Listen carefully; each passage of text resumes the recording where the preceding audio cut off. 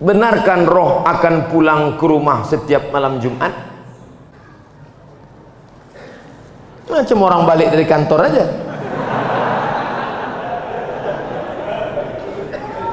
Roh itu tempatnya 3. Buka judul kitabnya Roh. Nama penulisnya Ibnu Qayyim Al-Jauziyah. Yang pertama, letak roh orang baik-baik tempatnya Illiyin. Ruh orang yang jahat-jahat tempatnya sijjin. Yang ketiga, Allah kuasa mengendalikan ruh. Ruh bisa balik, ruh bisa masuk ke kubur, ruh bisa merasakan azab kubur, ruh bisa menengok orang ziarah. Tapi kita tak tahu kapan dia baliknya, harinya, segala macam.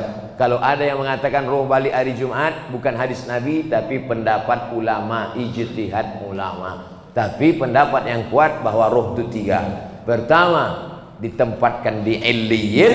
Yang kedua, yang jahat-jahat di sijjin. Yang ketiga, ada saatnya Allah Maha Kuasa menempatkan dia di mana. Seandainya nanti tiba-tiba waktu Abdul Somad meninggal, ada jamaah masjid Al-Muslimin kerasukan, dipanggillah Ustadz Musdar Ruqyah. Allahu la ilahal qayyum la ta'khudhuhu sinatu wa la naum. Aku Abdus Somad. Betul kau nih, kata Ustaz Musdar. Kita sama-sama di Mesir dulu. Betul, jangan tanya lagi. Kalau memang betul pernah ceramah dulu di Masjid Al-Muslimin. Pernah. Hari apa tuh? Hari Senin malam Selasa tanggal 26 malam 27. Dia, maka itu bukan ruh Abdul Somad, tapi jin qarin. Karena setiap kita yang lahir ini ada jin pendamping yang ikut waktu kita lahir. Jin saya ikut nih, maka ketika saya mati dia tak mati, dia hidup. Dia tahu kemana jadwal-jadwal saya, bisa ditirunya suara saya. Kalau memang betul kau Ustaz Somad, coba ceramah. Assalamualaikum. Dia nih, bukan. Itu bukan roh, karena roh tak bisa dipanggil.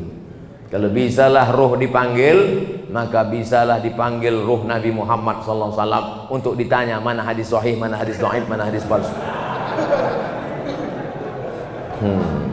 Oleh sebab itu maka jangan mudah dengan nanti datang penipu-penipu yang mengaku bisa memanggil roh si fulan. Emang jelangkung jelangsik, datang tak diuntang, balik tak dijemput, puh, keranjang arang.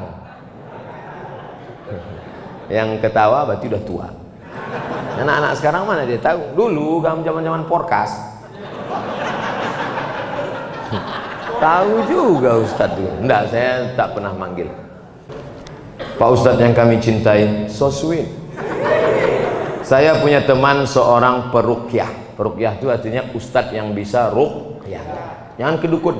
Kalau ini diganggu jin, diganggu setan, jangan kedukun, tapi pergi ke Ustadz ruqyah. Kalau untuk Medan Sumatera Utara namanya Ustadz Musdar Bustaman LC, penulis buku ensiklopedia ruqyah. Cari di internet, Musdar Bustamam LC. Kakak kelas saya waktu di Mesir dulu, jenggotnya segini.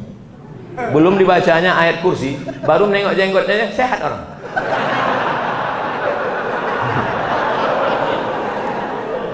Tak percaya, coba jumpain. Tapi saya menengok dia jarang sholat, berarti dukun.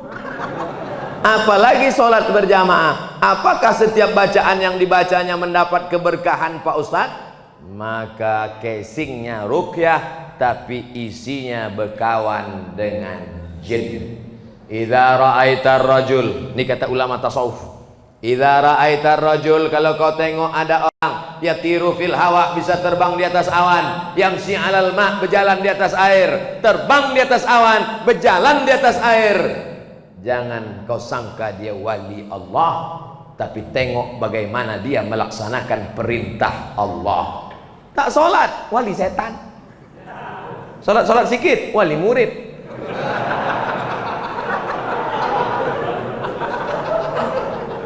Jangan terpukau karena aneh-anehnya bisa dihilangkannya Pak Ustadz. Hebat dia Pak Ustadz. Datang kami ke tempat dia waktu STNK BPKB kami hilang. Di mana hilangnya? Di kamar. Dipukulnya sekali lantai, ketepak, muncul. Siapa yang bawa? Jin. Dia berkawan dengan jin. Oleh sebab itu maka tengoklah istiqomahnya dalam ibadah. Itu standar dalam Islam.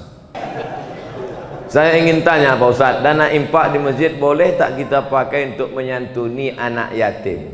Dana infak masjid diserahkan untuk santunan anak yatim. Dibuat di situ infak masjid. Orang yang memberi infak ke masjid itu niatnya adalah untuk operasional masjid.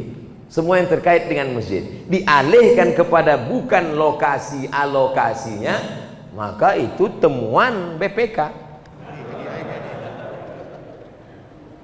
Tapi sedekah umum dibuat di situ kotak sedekah, tak ada dibuatnya sedekah masjid, umum saja, dialihkan ke fakir miskin bisa, karena posisi masjid di situ adalah sebagai mediator, sebagai pengumpul dia. Yang tak boleh itu duit anak yatim untuk masjid, nah, itu tak boleh. Alladzina ya'kuluna amwalal yatama, orang yang memakan harta anak yatim, innama ya'kuluna fi butunihim nara, mereka makan api neraka, tak boleh.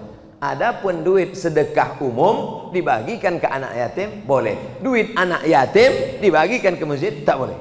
Jadi pahami dengan baik.